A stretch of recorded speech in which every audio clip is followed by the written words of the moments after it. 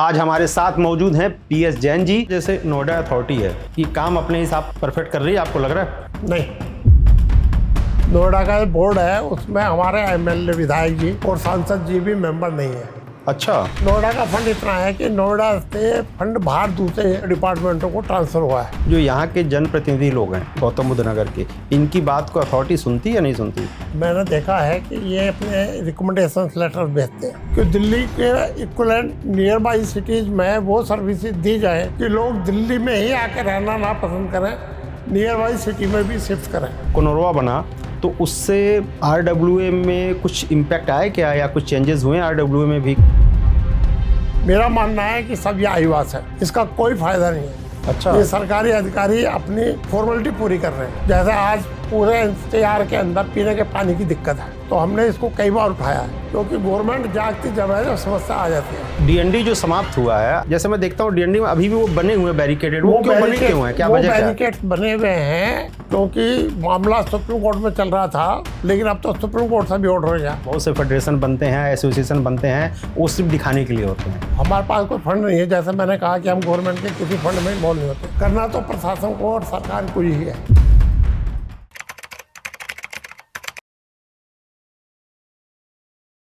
प्रणाम दोस्तों, मैं हूं रंजीत और आप देख रहे हैं द रंजीत टॉक्स। आज हमारे शो में हम एक बहुत ही महत्वपूर्ण सामाजिक विषय पर चर्चा करेंगे। एनसीआर के रेजिडेंट वेलफेयर एसोसिएशन की भूमिका और चुनौतियां। आज हमारे साथ मौजूद हैं पीएस जैन जी, जो कि एडवोकेट भी हैं, जो कि confederation of NCR resident welfare association के प्रेसिडेंट भी हैं, जिसे कोनोरवा कहते हैं। कोनोरवा एनसीआर में आरडब्ल्यूए के हितों की आवाज है और बड़े बड़े सिविक मुद्दों पर प्रशासन, अथॉरिटीज और रेजिडेंट के बीच सेतु बनता है। आज हम उनसे बात करेंगे एनसीआर में जो सिविक इशू हैं, आरडब्ल्यूए की ताकत और चुनौतियों के बारे में, कोनोरवा की भूमिका और विजन। तो बिना देर किए स्वागत करते हैं जैन जी का। तो पीएस जैन साहब, आपका बहुत बहुत स्वागत है द रंजीत टॉक्स में। कैसे हैं आप? बहुत बढ़िया। सबसे पहले मैं जानना चाहूँगा कि आपकी ये सफ़र शुरू कैसे हुआ, कि आप पहले एडवोकेट हुए, फिर कोनोरवा का आपने स्थापना की। यहाँ तक मैं जहाँ सुना हूँ कि यहाँ पे आप नोएडा एनसीआर में जितने फेडरेशन बने हैं उसमें कहीं ना कहीं आपका रोल है, तो इसका थोड़ा सा अपने बारे में बताएं सर। जहाँ तक मेरा प्रोफेशन का सवाल है, वो तो मेरा बेसिक प्रोफेशन है ही कि मैं टैक्स का एडवोकेट हूँ, विशेष तौर से जीएसटी का। और जहाँ तक कन्फेडरेशन के गठन की बात है, मेरा बचपन से ही इंटरेस्ट रहा है सोशल वर्क करने में और समाज के लिए कुछ काम करने में। तो जब मैं नोएडा में जैसे रहता हूँ, तो यहाँ अलग अलग ब्लॉकों की आरडब्ल्यूए थी, तो उसको बना के एक बनाई। फिर पूरे नोएडा की आरडब्ल्यूए को मिला के मैंने एक फेडरेशन बनाई, जिससे पूरे नोएडा की समस्याओं को उस प्लेटफार्म पर उठाया जा सके। उसके बाद मैंने पूरे एनसीआर के जो मेन सिटीज़ हैं, वहाँ की कन्फेडरेशन फेडरेशन जो थी, उन लोगों से साथ मिलकर कन्फेडरेशन ऑफ एनसीआर आरडब्ल्यूए का गठन किया, जिसका मुख्य उद्देश्य एक ही था कि एनसीआर प्लानिंग बोर्ड बन गया। लेकिन एनसीआर प्लानिंग बोर्ड सरकारी डिपार्टमेंट है, चलता अपने हिसाब से ही है, तो उनको समस्याओं से अवगत कराना। जबकि एनसीआर प्लानिंग बोर्ड का उद्देश्य था decongestion of the NCR Delhi, कि दिल्ली के इक्विवेलेंट नियर बाई सिटीज़ में वो सर्विसेज दी जाए, वो फैसिलिटीज़ दी जाए कि लोग दिल्ली में ही आकर रहना ना पसंद करें, नियर बाई सिटी में भी शिफ्ट करें। लेकिन उसकी समस्याएं आ रही थी, क्योंकि ना तो ट्रांसपोर्ट सिस्टम बढ़िया था, ना लॉ एंड ऑर्डर बढ़िया था, और कई तरह की ना पानी की दिक्कत थी। तो आज दिक्कत पानी की तो आज दिल्ली में भी बहुत बड़ी है, लेकिन एनसीआर के कुछ पार्टों में कुछ सुधार हुआ है, सब में ये भी सुधार हुआ। जैसा गुड़गांव है, वहाँ पानी की बहुत कमी है। फरीदाबाद में काफ़ी ठीक है। नोएडा में अब आके कुछ ठीक हो गई है। ग्रेटर नोएडा इन प्रोसेस है कि पानी की समस्या का समाधान किया जाए। तो इसलिए हमने पूरे एनसीआर की प्रॉब्लम को मिलकर उठाने के लिए और जो हमारे मेंबर्स थे उनकी प्रॉब्लम्स को सॉल्यूशन के लिए हमने एनसीआर कन्फेडरेशन का गठन किया। तो सर मैं जानना चाहूँगा कि ये जो आपने कोनोरवा बनाया, इसके बनाने का वाकई कोई फ़ायदा हुआ, या सिर्फ जैसे फेडरेशन बनते हैं आज के समय मैं देखता हूँ बहुत से फेडरेशन बनते हैं, एसोसिएशन बनते हैं, वो सिर्फ दिखाने के लिए होते हैं, नहीं, सरकार के कुछ फंडिंग लेना, सरकार से रिलेटेड कुछ काम करना। तो ऐसा कुछ आपका है जो आपने कुनरवा बनाने के बाद आप उसके प्रेसिडेंट बने, आपने ऐसा क्या क्या काम किया बताएं। रंजीत जी, सबसे पहले तो मैं ये क्लियर कर दूं कि हम सरकार से कोई फंडिंग या कोई एड या सहायता नहीं लेते हैं। ओके। हम सब काम अपने बेसिस पे करते हैं और हमारे मेंबर मिलकर करते हैं। ओके। या हम अपने लेवल पे ही उसका कलेक्शन करते हैं। ओके। सरकार से आज तक हमने 1 रुपया का भी कोई सब्सिडी, कोई फंड नहीं लिया है। बहुत। दूसरी बात, जहाँ तक समस्याओं के समाधान की बात है, तो काफ़ी ऐसी समस्याएं हैं, वैसे तो मैं गिनवाऊंगा तो सैकड़ों हैं, लेकिन मुख्य मैं आपको बता दूं जो आम लोगों की जानकारी में होती हैं। जैसे जब गुड़गांव में टोल लगता था, गुड़गांव में शुरू में, तो वहाँ के लोग काफ़ी लंबे टाइम से संघर्ष कर रहे थे। फिर जब हमारे साथ वहाँ के हमारे मेंबर बने, तो उन्होंने हमारे प्लेटफॉर्म पर डिस्कस किया। तो हम लोगों ने मिलकर संबंधित अधिकारियों से, NHAI से और उनसे बातचीत करके उनका समाधान कराया और वो टोल खत्म हो गया। टोल के ऊपर बात आई है तो जो इसके गुड़गांव के बाद वाला टोल है, हाँ, लीगली वो भी इलीगल है।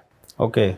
क्योंकि म्युनिसिपल एरिया के 5 किलोमीटर के अंदर कोई टोल नहीं हो सकता। उसके बारे में भी हमने कई बार बात की है, तो उन्होंने हमें से एक ही बात की है कि हमारे सामने दिक्कत है कि अगर हम शिफ्ट करेंगे तो दूसरे एरिया का, म्युनिसिपल कॉरपोरेशन का एरिया लग जाएगा, तो हम टोल को ले जाए कहाँ। तो वो अभी चल रहा है। ओके। दूसरा, जैसे गुड़गांव में बहुत सारी रेजिडेंशियल सोसाइटी हुडा ने बनाई, उनकी मेंटेनेंस सोसाइटी वालों को या हुडा को करनी थी। हुडा तो करता नहीं, तो सोसाइटी वाले कर रहे थे, तो उनको दिक्कत आ रही थी बड़ी बड़ी सड़कें बनाने में, सीवर लाइन में, इनमें। तो वो काफ़ी लंबे टाइम से प्रयासरत थे कि इसको म्युनिसिपल कॉरपोरेशन टेक ओवर कर ले। म्युनिसिपल कॉरपोरेशन का टेक ओवर गवर्नमेंट स्तर पे डिसीजन होना था, वो नहीं हो पा रहा था। तो जब उन लोगों ने हमें उस समस्या से अवगत कराया, तो हमने उनकी सारी समस्याओं को समझने के बाद हमारी टीम के लोगों ने, जो संबंधित अधिकारी थे हरियाणा गवर्नमेंट के, उनके साथ मीटिंग करी हरियाणा भवन में, दिल्ली में। अच्छा। और उनको कन्विंस किया। तो जब वो कन्विंस हो गए तो उन्होंने हमारी बहुत हेल्प की। उन्होंने कहा कि नहीं, आप लोगों की बात सही है, हम इसको कराते हैं। तो मैटर ऑफ चांस है कि जो सेक्रेटरी बहुत सीनियर लेवल के थे, वो कहने लगे मैं आज चंडीगढ़ जा रहा हूँ कल, और मेरी मुख्यमंत्री से मीटिंग है, तो इस मुद्दे को मैं मुख्यमंत्री के सामने रखूँगा। उन्होंने रखा। टेलीफोन से तो उसी दिन एश्योरेंस मिल गया, लेकिन मैं समझता हूँ हफ्ते 10 दिन में सरकारी फॉर्मेलिटी पूरी होने के बाद वो शासनादेश आदेश आ गया कि म्यूनिसिपैलिटीज को टेक ओवर करनी है। अच्छा।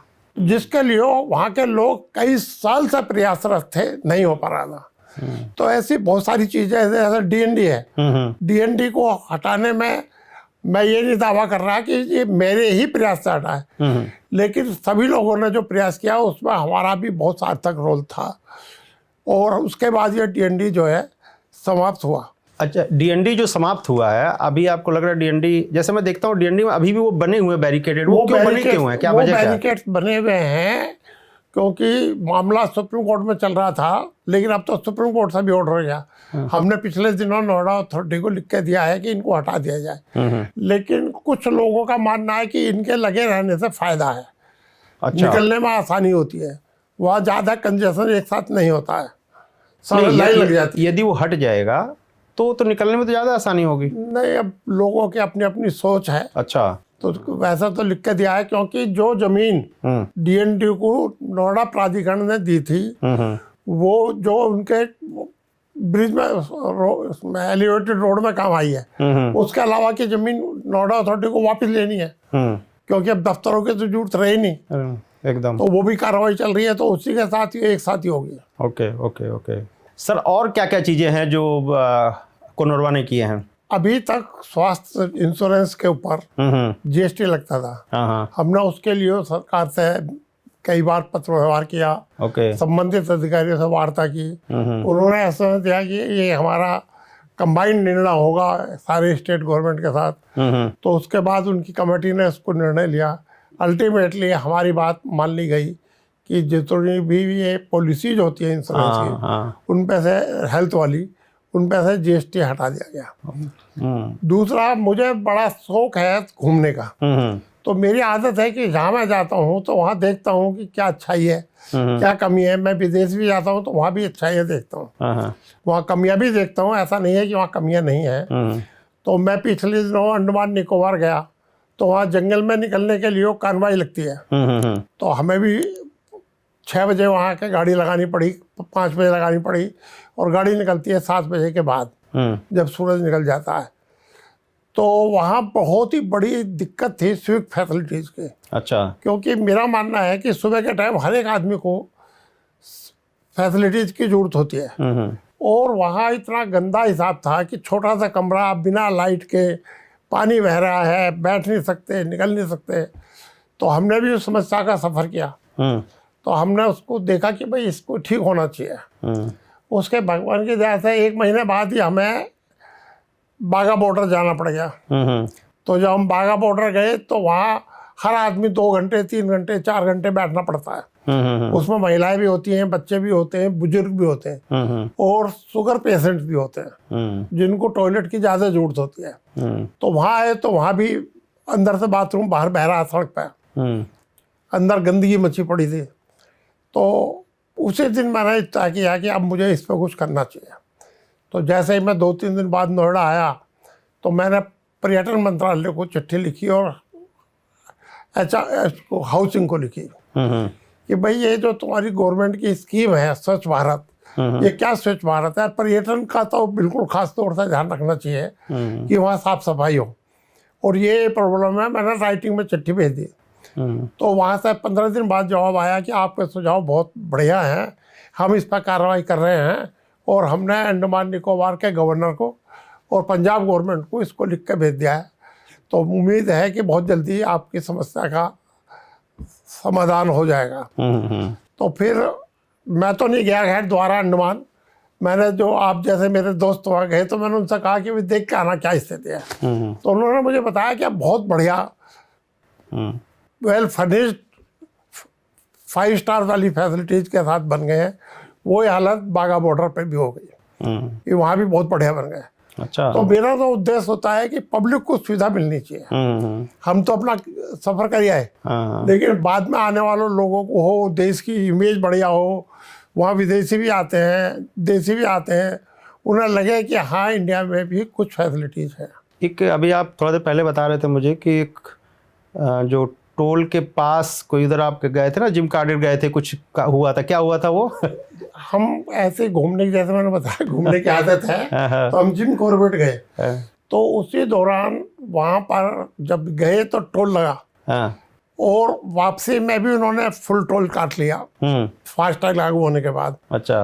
तो हमने उसको तुरंत आके मिनिस्टर को लिखा कि भाई अब फास्टैग से पहले वापसी में अगर 24 घंटे के अंदर आते हैं तो 50% लगता है, ये तो फुली कट रहा है, गलत है। तो उन्होंने हमें बाय लेटर रिप्लाई दिया कि हमारे सॉफ्टवेयर की गलती है, और इसको सॉफ्टवेयर में हम अमेंडमेंट करा रहे हैं, और बहुत जल्दी हम इसको अमेंडमेंट कर देंगे। और उसके बाद वो हो गया, और आज 50% ही लगता है, ज़्यादा नहीं लगता। अच्छा, बहुत बढ़िया सर। तो हमारा उद्देश्य होता है कि अपना जहाँ भी हमें दिखाई दे कि यहाँ सर्विसेज में ये कमी है, वो सर्विसेज पब्लिक को मिलनी चाहिए, सुविधाएं मिलनी चाहिए। जैसे आज पूरे एनसीआर के अंदर पीने के पानी की दिक्कत है, तो हमने इसको कई बार उठाया है और उनको बताया है कि आप इसके लिए अभी से ही काम करो, जब हाहाकार मच जाएगा तो कैसे तुम इसको मेंटेन कर पाओगे। पानी तो ऐसी चीज़ है कि हमारी रोज़ की ज़रूरत है, तो इसको पहले से इंतजाम करना चालू करो, क्योंकि गवर्नमेंट जागती जब है जब समस्या आ जाती है।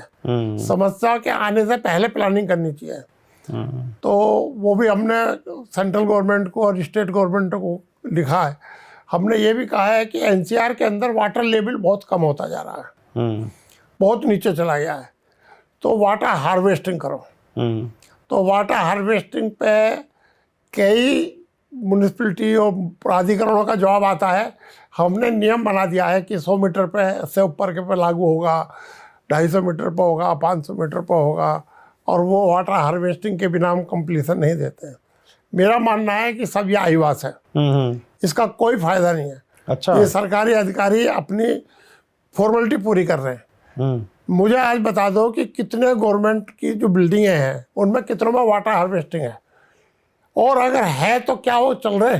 कुछ पे अगर है तो वो चल नहीं रहे। तो मैंने तो सुझाव दिया था हर जगह, यहाँ भी, दिल्ली भी और जगह भी, कि वाटर हार्वेस्टिंग का इंजीनियरिंग इसका एक सिस्टम है कि डिप इतना गहरा होना चाहिए, इसमें ये लेयर होनी चाहिए, पहले मोटी रोड़ी होनी चाहिए, फिर ये वाइट सैंड होना चाहिए, ये होना चाहिए। तो उसको टेक्निकल आदमी से बनवाओ, और जिससे बनवाओ 5 साल का उसे मेंटेनेंस कॉन्ट्रैक्ट दो, जिससे कम से कम वो 5 साल मेंटेन करेगा। तो आगे लोगों को आदत भी पड़ जाएगी, और जब वो मेंटेन होगा तो निश्चित रूप से पानी का लेवल बढ़ जाएगा। ऐसे कोई काम नहीं है जो नहीं हो सकता हो, लेकिन करने की इच्छा शक्ति होना। तो हमारे पास कोई फंड नहीं है, जैसे मैंने कहा कि हम गवर्नमेंट के किसी फंड में इन्वॉल्व नहीं होते। करना तो प्रशासन को और सरकार को ही है, हमारा काम उनको जगाना है। लेकिन अगर वो जाग के भी आँख बंद करके बैठ जाएं तो फिर तो जनता को सड़क पर आना पड़ेगा। अच्छा सर, ये बताएं, जो कोनोरवा बना तो उससे RWA में कुछ इम्पैक्ट आया क्या, या कुछ चेंजेस हुए RWA में भी कुछ ऐसा? RWA में एक चीज़ आई है सबसे ज़्यादा है, हाँ। कि लोगों के अंदर संगठन की तरफ भावना बढ़ी है, संगठन की तरफ लोगों का रुझान बढ़ा है। अब हर जगह के RWA में प्रॉपर वे में चुनाव होते हैं। इसका मतलब क्या है कि लोगों में इच्छा है कि हम आए। पहले लोगों को इच्छा ही नहीं होती थी कि हम आए, कि जो हो रहा ठीक हो रहा है। सबसे बड़ी चीज़ तो ये है। दूसरा, RWA के बारे में हमारी ऑल इंडिया एक एसोसिएशन भी है, उसके भी प्लेटफार्म पे हमने कई बार ये उठाया है कि जिस तरह ग्राम पंचायतों को तुमने रजिस्टर्ड करते हो, अधिकार देते हो, फाइनेंशियल पावर देते हो, उसी तरह RWA को भी रिकॉग्नाइज करो। RWA में 90% लोग पैसा अपने पास से खर्च करते हैं। RWA के ज़्यादातर लोग अपने ही जेब से, अपने ही एरिया के लोगों के फंड से काम चलाते हैं। तो RWA को कम से कम अधिकार तो दो। हम जब तुम्हारे लिए इतना काम कर रहे हैं, आज कोई भी मीटिंग करनी है, कुछ भी बात करनी है, तो खबर आ जाएगी RWA के पास कि आप इसकी व्यवस्था करा दो। तो कहाँ से करा दें? कुछ तो हमारे पास अधिकार हो। हमारी इच्छा से तो कोई काम हो ही नहीं सकता। हम जैसा सुझाव देते हैं तो हमारा मानना है कि कोई भी पॉलिसी गवर्नमेंट को या स्टेट म्यूनिसिपलिटी को या प्राधिकरण को बनाने से पहले जन भागीदारी होनी जरूरी है। आर्टिकल 274Q है शायद 74वें संविधान संशोधन में, उसमें प्रोविज़न हुआ है कि कोई भी लोकल पॉलिसी बनाने से पहले लोकल लोगों से राय ली जाए और उनको उसमें शामिल किया जाए। लेकिन सब अधिकारी अपना बंद कमरे में बैठ कर पॉलिसी बना लेते हैं। नए नए अधिकारी रोज ट्रांसफ़र होकर जाते हैं। अब तो हर लेवल पे अधिकारियों के उनको जानकारी होती नहीं है उस शहर की उतनी। तो हमारा कहना है कि डिसीजन आपको ही लेना है। कम से कम आप वहाँ उस क्षेत्र के जो नागरिक हैं, पहले से रहे हैं, या जिनको सोशल सर्विस का इंटरेस्ट है, उनसे बुला के पूछो तो सही कि इसमें हम क्या बेटर कर सकते हैं। निर्णय तो आपको ही लेना है। इस तरह जनता की भागीदारी भी हो जाएगी। अब तुम खुद निर्णय ले लेते हो, फिर उसे तोड़ते हो, फिर पब्लिक का पैसा खराब होता है। आपको क्या लग रहा है, जैसे नोएडा अथॉरिटी है, काफ़ी बड़ी इंडिया की मतलब अच्छी अथॉरिटी में से एक अथॉरिटी है, ये काम अपने हिसाब परफेक्ट कर रही है, आपको लग रहा है? नहीं। यहाँ जो भी पॉलिसी बनती है वो बंद कमरे में बनती है। ओके। और चंद अधिकारियों ने मिलकर फाइल चलाई, जो भी चलाई है वो ऊपर के अधिकारी के पास गई और उन्होंने उसको ओके करके लागू कर दी।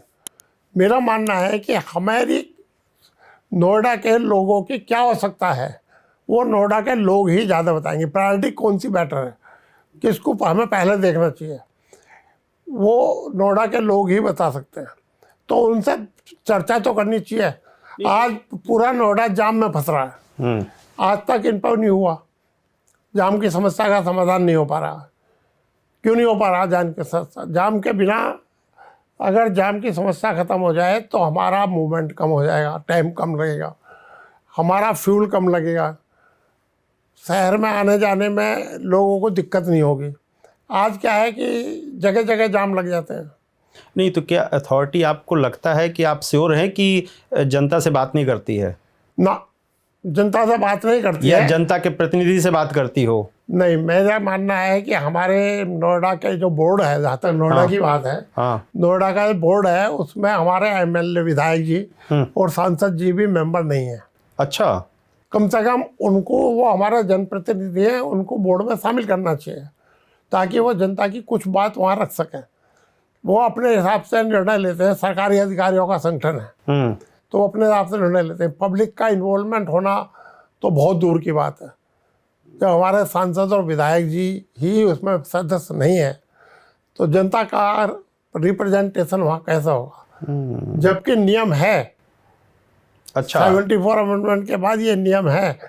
और नगर पालिका, इसमें जो नोएडा अथॉरिटी का बायलॉ जब बना था उसमें भी प्रोविजन था कि जनता का प्रतिनिधि होगा, लेकिन अच्छा। आज तक नहीं बनाया गया। तो वजह क्या है कि ये नहीं रखते हैं ये लोग? बाबू, अपना पब्लिक का है आदमी तो पब्लिक वाली बात करेगा।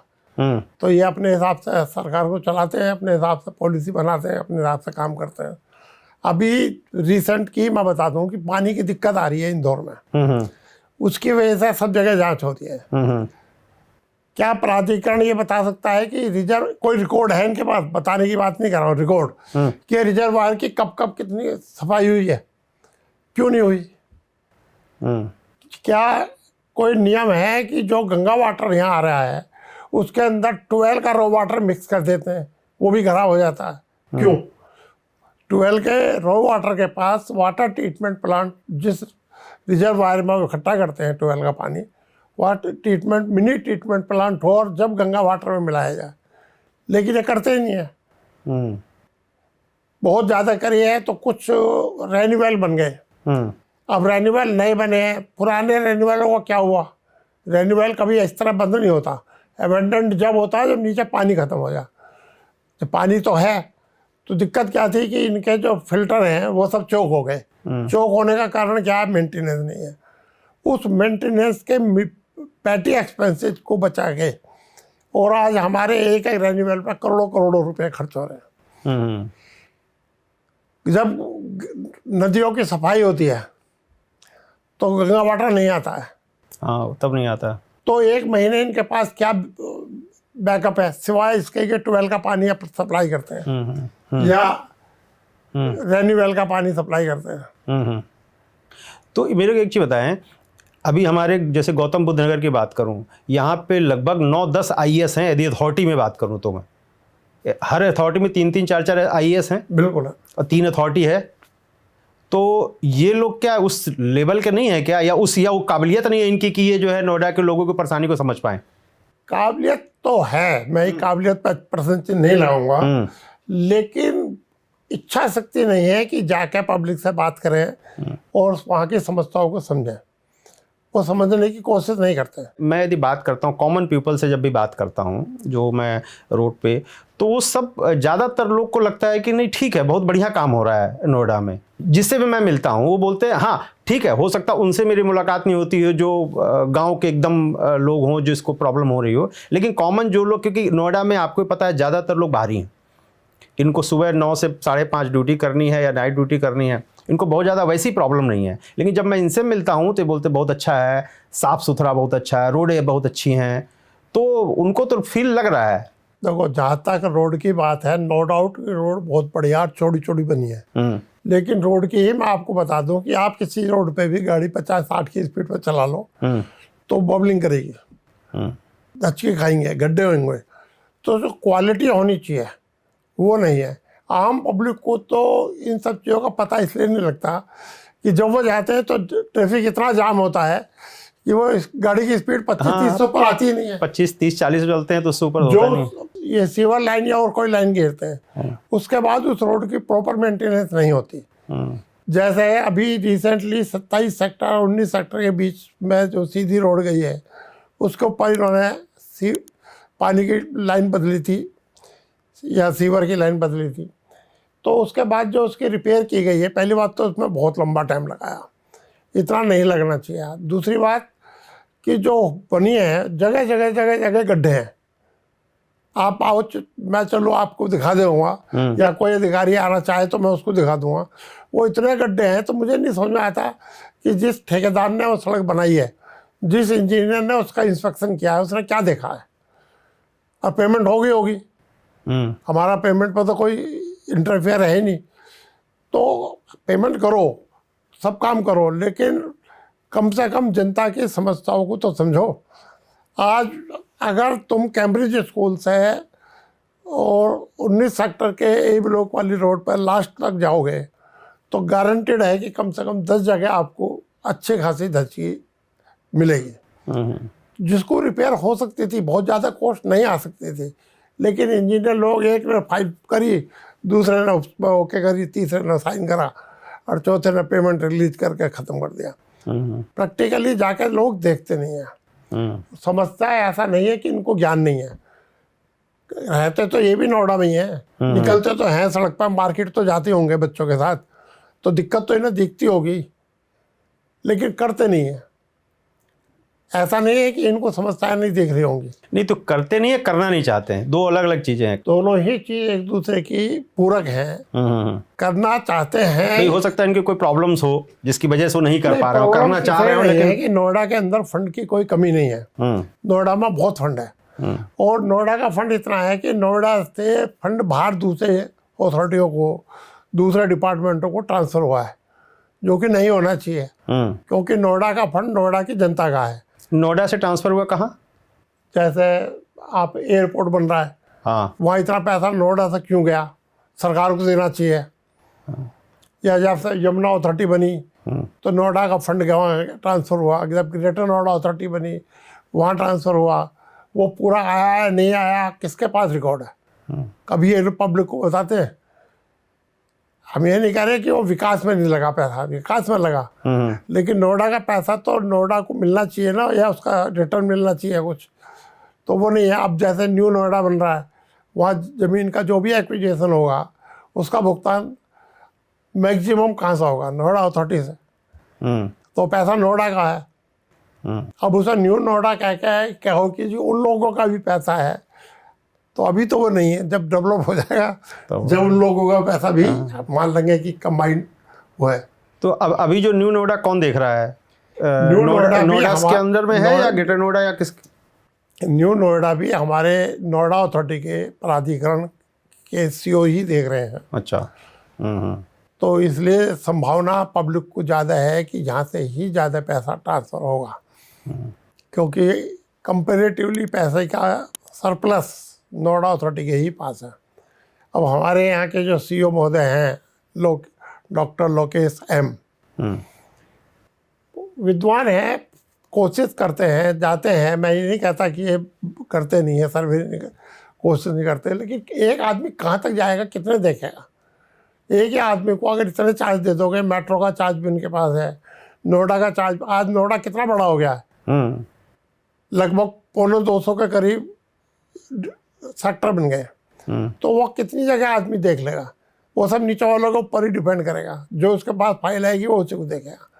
अब न्यू नोएडा भी आ गया इसी में, तो हमने तो सरकार को लिख के भेजा था कि जब न्यू नोएडा के लिए ये अधिकारी और स्टाफ अलग ही मांग रहे हैं, तो एक अलग ही प्राधिकरण का गठन कर दो तो ज़्यादा बेटर हो जाएगा। अब ये निर्णय सरकार के स्तर पर होना है, हमारे स्तर पर तो होना नहीं। हम ज़्यादा कहेंगे तो सीओ साहब कहेंगे कि ये हमारी मुखालफत कर रहे हैं, लेकिन सच्चाई यही है कि एक आदमी कितना देख पाएगा। ये म्यूनिसिपलिटी टाइप काम है न, प्राधिकरण का, ये सरकार चलाने वाला काम नहीं है। तो यहाँ तो आदमी वो चाहिए जो इन सब जगह कंट्रोल कर सके। जो आदमी तो एक ही है, काम करने के घंटे तो 8 की जगह 10 होंगे, 11 होंगे, 24 घंटे तो नहीं कर सकता। दिन वही है, महीने के 30, 60 दिन का महीना कर दो फिर तो ठीक है, ये दोनों जगह देख लेंगे, लेकिन इस जगह कैसे देखेंगे? जो यहाँ के जनप्रतिनिधि लोग हैं गौतम बुद्ध नगर के, इनकी बात को अथॉरिटी सुनती या नहीं सुनती? देखो, जहाँ तक सुनने की बात है, मैंने देखा है कि ये अपने रिकमेंडेशन लेटर भेजते हैं, तो सुनने की बात यह है कि मना नहीं करती है, लेकिन उस पर कितना अमल करती है ये तो प्राधिकरण ही जाने। मेरा मतलब आप समझ गए। ये रिकमेंडेशंस करते हैं, बात कहते हैं, लेकिन प्राधिकरण उस पर कितना अमल करता है ये तो प्राधिकरण का रिकॉर्ड या इन जनप्रतिनिधि ही बता पाएंगे। हाँ, एक काम जरूर होता है कि जो प्राधिकरण बना देता है, जनप्रतिनिधि उसका उद्घाटन करते हैं तो नाम आता है कि जी फलाने जनप्रतिनिधि ने इसका उद्घाटन किया, तो आम जनता मानती है कि उन्होंने इसको बनवाया होगा। अच्छा, आप ये कह रहे हैं कि वो प्राधिकरण बनवाता है, उद्घाटन जनप्रतिनिधि करते हैं। अच्छा, ज़्यादातर। और जो जनप्रतिनिधि है वो भी तो कुछ करते होंगे कुछ। हाँ, करते हैं, लेकिन अब ये जनप्रतिनिधियों के पास एक अपना फंड भी होता है। मुझे तो ध्यान नहीं है, ना मैंने देखा है कि इन्होंने नोएडा में कहीं अपना फंड लगाया हो। और मैं चाहता भी नहीं कि ये नोएडा में लगाए। जब नोएडा के पास फंड है तो वो लगाए। ये गांव के एरिया में जो इनके क्षेत्र के अंदर आते हैं, जैसे एमपी का क्षेत्र तो बहुत बड़ा है, तो वहाँ पे उन पर लगाना चाहिए। फंड को बचा के कैरी फॉरवर्ड नहीं करना चाहिए। फंड मुझे लगता है कि जो जैसे चाहिए। यहाँ के जो फंड, क्योंकि एमपी का जो फंड होता है वो सब जगह बराबर ही होगा आई थिंक। यहाँ पे नोएडा में उसकी कोई वैल्यू नहीं होती होगी, क्योंकि वो छोटे छोटे काम भी बड़े महंगे होते होंगे। तो मुझे लगता है कि यदि 5 करोड़ यहाँ और 5 करोड़ किसी छोटे शहर का में बहुत ज़्यादा डिफरेंस होगा। अच्छा, जो भी एमपी या एमएलए का फंड होता है वो जिला प्रशासन के माध्यम से खर्च होता है। वो डायरेक्ट खर्च करने की अधिकार तो किसी को भी नहीं है। तो जब ये रिकमेंड करके जिला प्रशासन डीएम को यहाँ लिख के भेजते हैं कि इस गांव की ये सड़कें बनवा दी जाए, इस गांव में पंचायत घर बनवा दिया जाए, तो प्रशासन, जिला प्रशासन उसको बनवाता है। तो वो तो उनके अपने स्टैंडर्ड आंकड़े हैं, रेट है, जिस रेट पे वो बनता है। ये तो नहीं है कि जी नोएडा में वो काम होना है तो 5 करोड़ में होगा, वो काम और किसी जिले में होना है तो 2 करोड़ में हो जाएगा। वो तो सरकार के जो स्टैंडर्ड रेट होते हैं उसी से होता है। पुलिसिंग के बारे में क्या कहेंगे कि जब से कमिश्नरेट बना है गौतम बुद्ध नगर, तो आपको इतने, आप तो समाज सेवी में इतना जानते हैं, क्या लग रहा है कुछ डिफरेंस आया पहले और अब में? जब पुलिस कमिश्नरेट बना उससे पहले हमने भी और शहर की और अनेकों संस्थाओं ने इसके लिए सरकार को रिक्वेस्ट की, लेटर भेजे और उनसे कहा कि यहाँ पे पुलिस कमिश्नर सिस्टम होना चाहिए, पुलिस का स्टाफ बढ़ना चाहिए। इतना ग्रोइंग एरिया है, यहाँ एक डिस्ट्रिक्ट के एसएसपी लेवल से अकेले से पूरा कंट्रोल नहीं होगा। जैसा मैं आज कह रहा हूँ कि नोएडा अथॉरिटी का एक सीओ पूरे को कंट्रोल नहीं कर सकता, उसी तरह हमने लिख के भेजे थे और उन्होंने भी भेजे थे। मैं पूरा क्रेडिट खुद नहीं लूँगा, लेकिन हाँ हमने भी भेजे थे, ये बात पक्की है। तो जब से पुलिस कमिश्नर सिस्टम आया है तो सबसे बड़ी बात तो ये है कि आईपीएस बहुत बढ़ गए, और जब आईपीएस बढ़ गया और उनको अधिकार क्षेत्र छोटा छोटा हुआ तो कंट्रोल बढ़ गया। तो जिससे पुलिस कमिश्नर सिस्टम आया है उसके बाद हमारे गौतम बुद्ध नगर जिले में पुलिसिंग का तो बहुत सुधार हुआ है। अच्छा, क्राइम भी बहुत कंट्रोल हुआ है। जो लोग पहले डरते थे ग्रेटर नोएडा यमुना अथॉरिटी के एरिया में जंगल में जाने में, अब वो डर नहीं होता है। और जो बदमाश हैं वो पकड़े भी गए हैं। सौभाग्य से हमारे पुलिस कमिश्नर जो भी आए हैं पहले भी, आलोक सिंह जी भी, आराज जो हैं हमारे मैडम लक्ष्मी सिंह जी, हाँ, दोनों बहुत ही बढ़िया अधिकारी रहे। और लक्ष्मी सिंह जी को हम देखते हैं कि ये तो खुद सड़क पर घूमती हैं जब जरूरत होती है अपनी फोर्स के साथ, और जहाँ की भी जरूरत होती है ये खुद पहुंच जाते हैं। नहीं, मैंने भी देखा है उनका काम करने का तो तरीका, उनका काम करने का ढंग बहुत बढ़िया है। और नो डाउट कि धीरे धीरे सुधार बढ़ा है। पहले आलोक सिंह जी के टाइम में भी सुधार हुआ और अब और ज़्यादा सुधार हुआ, क्योंकि जब नया पुलिस कमिश्नर सिस्टम आया था, अब हमारा सिस्टम काफ़ी परिपक्व हो गया है। उसके बाद स्टाफ भी बढ़ गया है, ट्रैफिक पुलिस भी बढ़ गई है। अब ट्रैफिक में ही कई इंस्पेक्टर हैं, पहले एक इंस्पेक्टर होता था सिर्फ, और अब हमारे जितने भी जोनों में डिवाइड करके डीसीपी, एडिशनल डीसीपी, एसीपी सब जगह आ गए, तो सुधार तो बहुत है। अच्छा, मैंने सर सुना है कि जैसे रेरा जब बना था तो उसमें भी आपने कुछ आपके तरफ से काफ़ी काम हुआ था, क्या है चीज़ ये? रेरा जब कानून बन रहा था तो उस समय पहले एक पार्लियामेंट्री कमेटी बनी थी, ओके। उसको अपनी रिपोर्ट सबमिट करनी थी। तो हमें पता लगा कि इन्होंने अपनी रिपोर्ट सबमिट नहीं की है और 2-2.5 साल उन्होंने काम किया।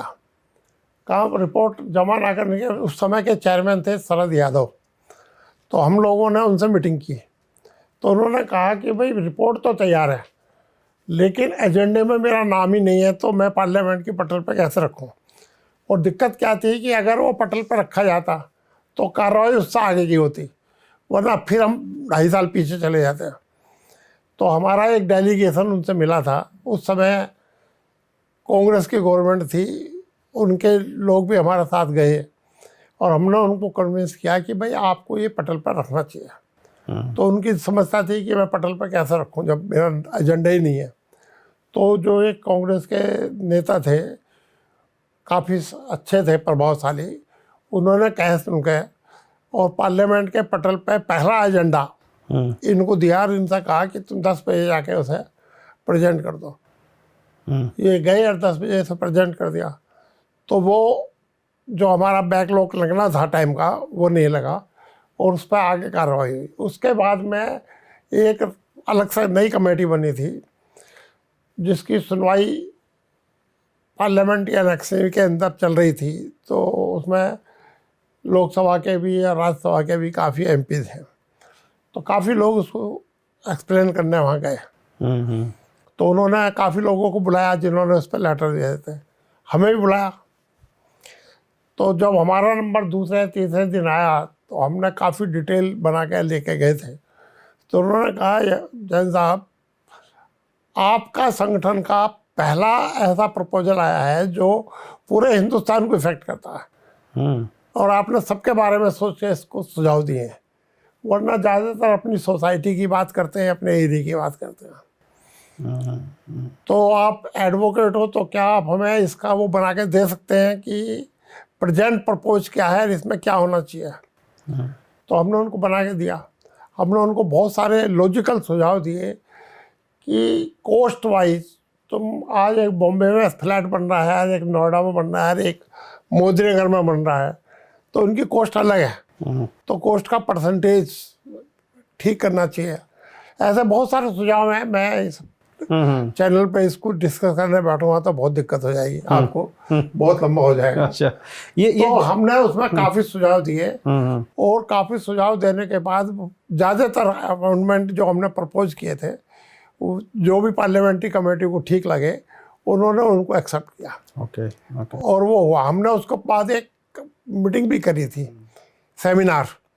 तो हमने उसमें इन लोगों को बुलाया था जो रेरा के बायलॉज को वहाँ देख रहे थे, इनके सेक्रेटरी लेवल के और जॉइंट सेक्रेटरी लेवल के अधिकारी हमारे सेमिनार में आए थे।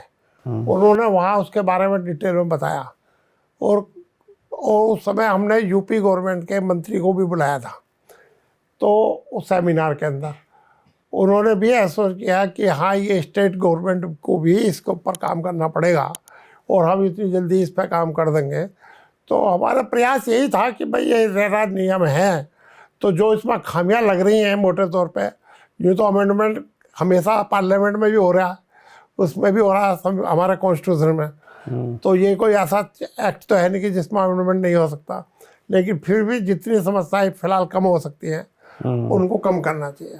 तो उस पर सेंट्रल गवर्नमेंट ने भी संज्ञान लिया। वो जो अधिकारी आए थे उन्होंने अच्छा काफ़ी रेस्पॉन्स दिया और हमारे यूपी गवर्नमेंट के मंत्री भी आए थे उसमें, उन्होंने भी अच्छा रेस्पॉन्स दिया और रेरा एक्ट बना। हम समझते हैं कि रेरा बनने के बाद पब्लिक को कुछ फ़ायदा तो हुआ है, लेकिन जितना होना चाहिए शायद कुछ लोग कहते हैं उतना नहीं। वही मैं पूछने वाला था कि रेरा बनने के बाद वाकई लोगों को फ़ायदा हुआ है? तो हुआ है। अच्छा, लेकिन जितना होना चाहिए उतना अभी तक नहीं हुआ है, क्योंकि ये कई कारण हैं कि रेरा एक एक्ट बन गया, उसे स्टेट गवर्नमेंट की पॉलिसी से कहीं कहीं उसे डाइल्यूट कर दिया, कहीं कहीं उस पर नियम तो लागू कर दिए लेकिन सख्ती नहीं हुई। मेरा मानना है कि कोई भी नियम हो या कोई भी आदेश हो, उस पर सख्ती के साथ पालन होना चाहिए। अगर तुमने आदेश दिया है तो पालन करवाओ, अगर तुमने कोई चीज़ बनाई है तो वो फॉलो अप होनी चाहिए। ऐसा नहीं है कि अपनी मर्जी से आदमी कुछ भी कर ले। अच्छा सर, एक चीज़ बताएं, एक चीज़ मैंने सुना था कि जो एक्सप्रेस मेरठ एक्सप्रेस वे बना था तो पहले शायद वो 8 लेन का था, बाद में ये 14 लेन हुआ, वो आपके प्रयास से हुआ? हाँ, मैं बता दूँ, हाँ। ये पहला NH-24 8 लाइन का ही बन रहा था। अच्छा। तो हम मिनिस्ट्री में गए, हमने उनसे कहा कि हमें इसका प्रोजेक्ट रिपोर्ट दे दो, क्या आपने बनाया है। तो पहले तो उन्होंने मना कर दिया, फिर हमने वहाँ मंत्री से बातचीत की तो हमें उसकी कॉपी मिली। जब हमें उसकी कॉपी मिली तो हमारे जो एक्सपर्ट लोग थे उन्होंने डिस्कस किया कि भाई ये 8 लाइन की ही बना रहे हैं, और हमारे पास डाटा ये था कि सड़क ने, गवर्नमेंट ने, NHI ने ये दोनों तरफ की डासना तक जमीन बहुत सारी एक्वायर कर रखी है। 26 जनवरी के दिन परेड के बाद मंत्रालय में मंत्री से मिले, उन्होंने मंत्रालय खुलवाया 26 जनवरी के। कौन से मंत्री थे तब? उस समय मंत्री थे ऑस्कर फर्नांडिस। ओके। तो उन्होंने मंत्रालय खुलवाया और उसमें 4 IAS भी आए। काफ़ी देर हमारी उसमें बातचीत हुई, तो निष्कर्ष यही निकला कि भाई ठीक है, इस पर हम एक कमेटी का गठन कर रहे हैं, कमेटी रिपोर्ट देगी 7 दिन के अंदर। तो उन्होंने उन्हीं IAS की कमेटी की रिपोर्ट कमेटी बना दी। 7 दिन में उस कमेटी को रिपोर्ट देनी थी, उन्होंने दी, और उन्होंने हमारी बात मान ली कि यहाँ जगह पड़ी है, अननेसेसरी उस पर इंक्रोचमेंट होगा तो यहाँ तक डासना तक काफ़ी ट्रैफिक जाएगा, उसके बाद ट्रैफिक डाइवर्ट भी होगा, तो डासना तक तो हमें 14 लाइन की बन जाए तो ज़्यादा बेटर है। और 14 लाइन की रोड अप्रूव होने के बाद सरकार बदल गई। हमारे माननीय यशस्वी प्रधानमंत्री मोदी जी है, उन्होंने उसका उद्घाटन किया और 14 लाइन की सड़क हमें मिल गई। अच्छा सर, एक क्वेश्चन अब मैं नोएडा पे बात करता हूँ कि नोएडा में जैसे आपने बोला 225 सेक्टर हैं, तो ये आपस में सेक्टर के लिए कुछ ट्रांसपोर्टेशन की व्यवस्था है नहीं। मैंने देखा है कि यहाँ कुछ ऐसा ट्रांसपोर्टेशन की व्यवस्था है नहीं, क्या होनी चाहिए? तो इस संबंध में हमारे संगठन ने भी कई बार प्राधिकरण को और शासन को लिखा है कि नोएडा इतना बड़ा क्षेत्रफल है कि जहाँ से कोई भी आदमी बिना कन्वेंस के मूवमेंट नहीं कर सकता। तो इसके लिए यहाँ लोकल बसेस सर्विस होनी चाहिए जो हर सेक्टर को जोड़ती हुई कम से कम हर सेक्टर में 2 या 3 स्टॉपेज हों, ताकि वहाँ से पब्लिक उसको यूज कर सके। आज स्थिति ये है कि बहुत से ऐसे सेक्टर है कि जहाँ पे तुम्हें ऑटो भी नहीं मिलेगा, सही बात है, टैक्सी भी नहीं पहुँचती उठाने सवारी लेने के लिए। तो आज पब्लिक को बहुत दिक्कत है। भाई अगर हम पुराने सेक्टर में रह रहे हैं तो हमें दिक्कत नहीं है, लेकिन नए सेक्टरों में जो इतने लोग रह रहे हैं उनको असुविधा तो है। तो इसके लिए कई बार प्लानिंग हुई है, लेकिन इन्होंने बस चलाने की प्रयास भी किया, चलाई भी, लेकिन सफल नहीं हुई। क्यों? उसका सफल ना होने का कारण वही है कि एक कमरे में बैठ के रूट तय कर देते हैं। तो जब कमरे में बैठ कर रूट तय होगा तो पब्लिक को कैसे फ़ायदा होगा? जब पब्लिक को फ़ायदा नहीं होगा तो उसमें पब्लिक बैठेगी कैसे? इनकी इकोनॉमी कैसे आएगी? कॉस्ट कैसे निकलेगी? लॉस में जा रही थी, बंद कर दी, फिर दोबारा सोची, अब फिर दोबारा सिलसिला उठता। जब भी मांग करते हैं तो इस सिलसिला उठा देते हैं, लेकिन इन्हें 10-12 आदमियों की कमेटी बना के जो पूरे नोएडा की स्टडी करके एक ऐसी रिपोर्ट दे कि इस एरिया से इस पॉइंट से इस पॉइंट पर ये 12 रूट बनने चाहिए, 15 रूट बनने चाहिए, 20 रूट बनने चाहिए। दिल्ली में बने हुए हैं, लेकिन नोएडा में नहीं है। पहले दिल्ली की DTC की बसें आती थी तो पुराने नोएडा के काफ़ी एरिया वो आज भी कवर कर रही हैं, लेकिन नए नोएडा का ट्रांसपोर्ट सिस्टम नहीं है। ये बात आपने सही बोली, क्योंकि हम उसके लिए बहुत आवश्यकता है। ऐसा नहीं है कि हो नहीं सकता, या सरकारी या प्राधिकरण के पास कोई संसाधन नहीं है, लेकिन वही है कि इन लोगों के एक आदमी है 10 ही घंटे तो काम करेगा, 11 घंटे कर लेगा, 24 घंटे नहीं कर सकता। तो वो कितनी चीज़ों को कवर करे, और ड्यूटीज की डिसेंट्रलाइज होना चाहिए। और जो डिपार्टमेंट जिस अधिकारी को मिल गया उसको कुछ उसके अधिकार मिलने चाहिए निर्णय लेने के। हर चीज़ की फाइल अगर ऊपर ही जानी है तो ACO क्यों बिठाएगा, OSD क्यों बिठाएगा? कुछ चीज जो जनता से संबंधित है वो तो इनको खुद करनी चाहिए। पहले यहाँ पे प्रभात कुमार जी कमिश्नर थे तो एक कमेटी बनी थी कि क्या नोएडा में म्युनिसिपल कॉरपोरेशन बनना चाहिए या नहीं बनना चाहिए। लोगों ने बहुत सुझाव दिए। उसमें एक सुझाव ये भी आ गया था कि अगर म्युनिसिपलिटी नहीं बने तो क्या एक अलग डिपार्टमेंट बनना चाहिए पब्लिक की कामों का, म्युनिसिपल ड्यूटीज का। लेकिन कुछ नहीं हुआ, आज तक कुछ नहीं हुआ, सब बंद बिस्तर में है। ये कहते हैं कि जी हमने बायलॉज बना दिया है, एफआईआर इतना है। ठीक है, जो तुम्हारा जिक्र है एफआईआर उतना रखो, जो तुम्हारी पॉलिसियाँ कहती है उतने में रखो। लेकिन नोएडा में आज इंडस्ट्रियल काम, जो जिस पर्पज़ के लिए नोएडा बसा था, इंडस्ट्री डेवलप हो गई है, सेक्टर डेवलप हो गए, और आज यहाँ केवल इंडस्ट्रियल स्टाफ नहीं रहता है, पब्लिक भी रहती है। तो अगर म्युनिसिपलिटी नहीं बना सकते तो एक अलग निगम बना दो जिसमें म्युनिसिपल कार्य हों। तो ये सारे अधिकारी इस कामों में ही लगे रहते हैं, अपने नए नए टेंडरों में। तो वो पब्लिक के भी काम करें। अब उसकी तरफ करते हैं, ध्यान उतना नहीं है, क्योंकि वो फुल टाइम जॉब नहीं है। उसका फुल टाइम जॉब होना चाहिए। फुल टाइम जॉब जब भी होगा जब इंडिपेंडेंट 3-4 अधिकारी इस पर बैठाए जाएं, जिनको काम ये है कि वो सिर्फ इन्हीं कामों को देखेंगे, वो नए टेंडर के काम नहीं देखेंगे। क्योंकि अब नोएडा को बसे हुए लगभग 50 साल होने को आ गया। तो 50 साल का बहुत बड़ा पीरियड होता है। 50 साल के बाद तो बुढ़ापा आना चालू हो जाता है। तो अब ये कहें कि अभी नोएडा जवान नहीं हुआ है तो कहने की बात है। कोनरवा की प्रायोरिटीज़ क्या क्या हैं? आपको क्या लगता है, आपकी प्रायोरिटीज़ क्या हैं कि जो यहाँ के लोगों के लिए, एनसीआर के लिए? हमारी प्रायोरिटी सबसे पहली है कि लोगों को पीने का शुद्ध पानी मिले। ज़मीन के अंदर वाटर हार्वेस्टिंग की प्रॉपर व्यवस्था हो। आज किसी भी सरकारी डिपार्टमेंट में हार्वेस्टिंग की प्रॉपर व्यवस्था नहीं है, और है तो बंद पड़े। मैं तो कहता हूँ कि जो बड़े बड़े इन्होंने वो दे दिए हैं इंस्टीट्यूशनल्स को, उनके भी आज चेक करा लो, बंद मिलेंगे। कॉलेज हैं, यूनिवर्सिटी हैं, सरकारी डिपार्टमेंट हैं, पुलिस लाइन है, प्राधिकरण के दफ्तर हैं।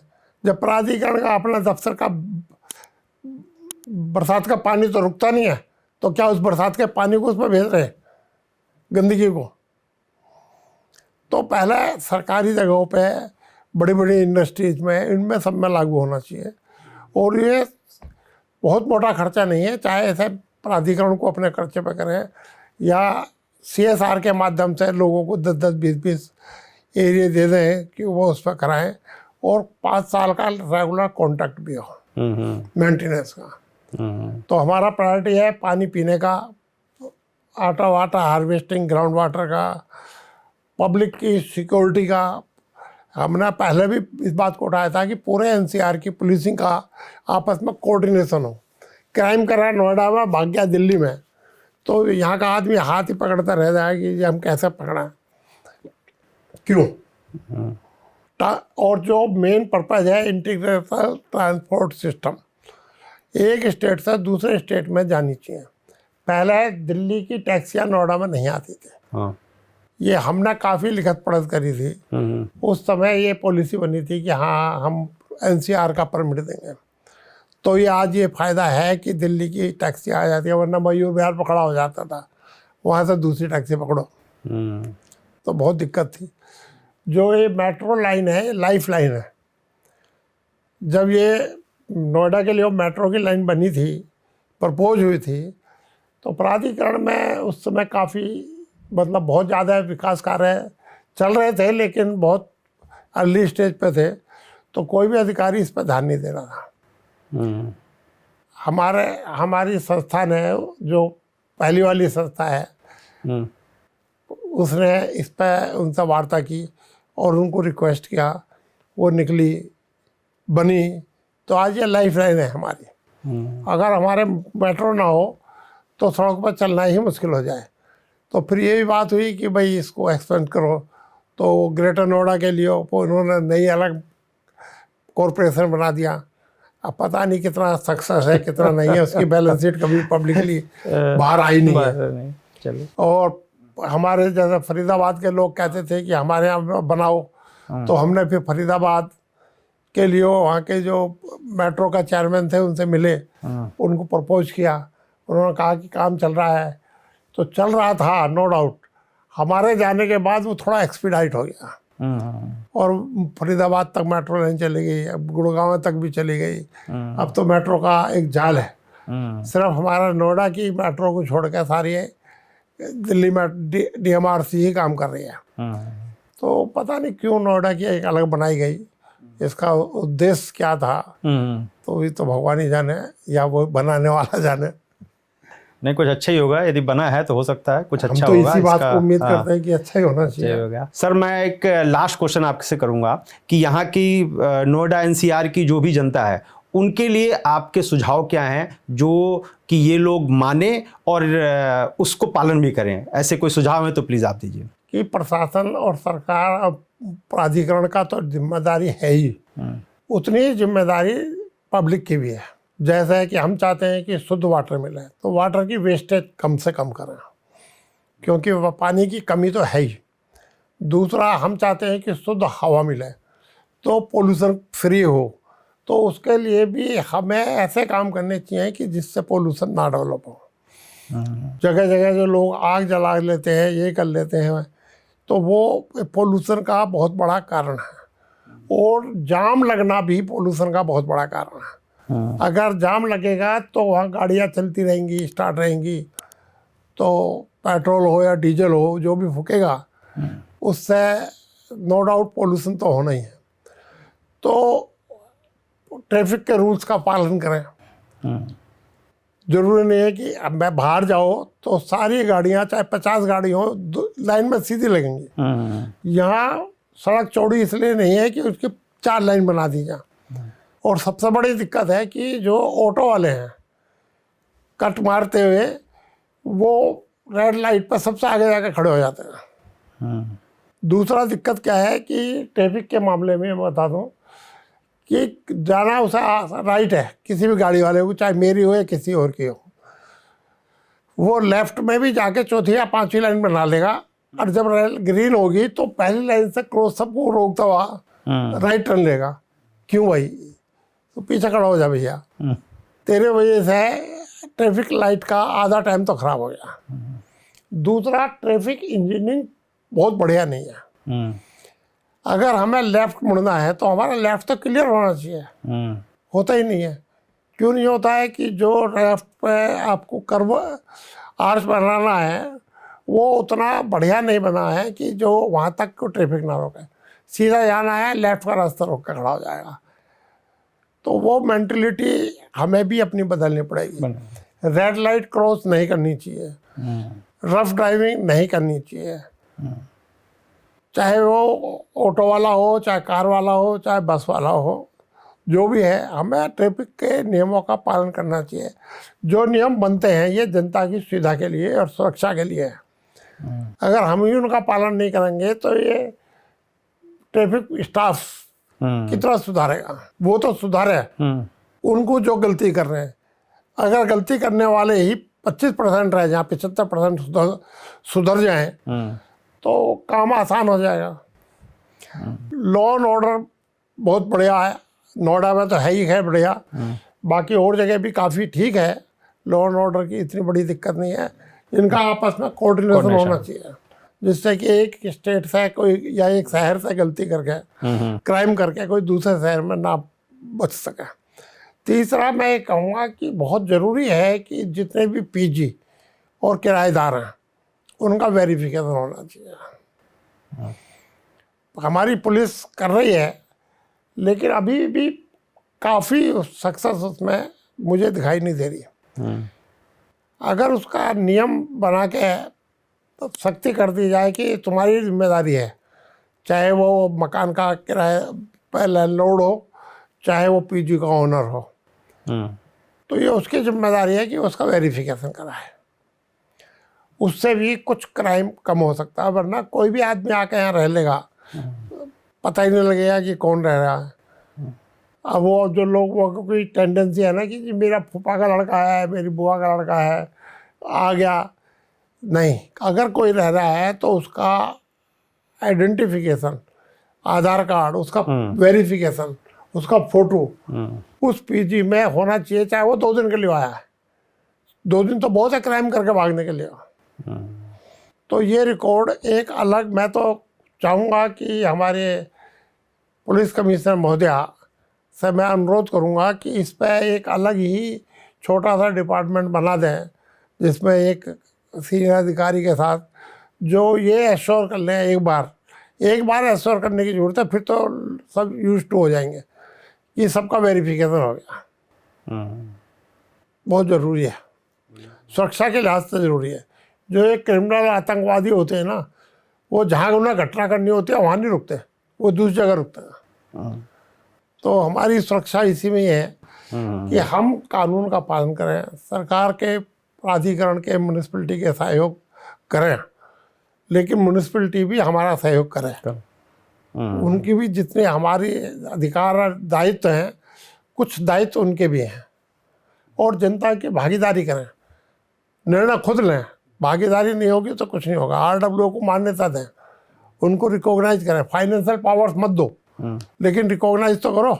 बहुत अच्छा आपका सुझाव है, जनता के लिए भी और शासन प्रशासन के लिए भी आपने बहुत अच्छा वो किया। नहीं, हमने अच्छा कुछ नहीं है, हमारा जो हम ठीक समझते हैं हमने वो कहा। अगर किसी को हमारी बात अच्छी लगती है तो मान लें, नहीं अच्छी लगती है तो कोई बात नहीं, हमारी कोई कंपल्सन तो है नहीं। बहुत बढ़िया सर। तो दोस्तों, ये थे हमारे साथ PS जैन जी, जो कि कोनरवा के प्रेसिडेंट हैं, और बहुत बेबाकी से अपनी बात रखी उन्होंने, चाहे अथॉरिटी के बारे में रखी, चाहे पुलिस के बारे में रखी, चाहे जो भी इन्होंने काम किए हैं या जो सुझाव दिए हैं जनता को, वो बहुत अच्छी तरीके से रखा है। तो बहुत बहुत धन्यवाद सर आपका, जो आप यहाँ पे आए। धन्यवाद। तो दोस्तों, फिर मिलेंगे अगली मुलाकात में किसी नई शख्सियत के साथ। तब तक बने रहिए और देखते रहिए द रणजी टॉक्स। धन्यवाद।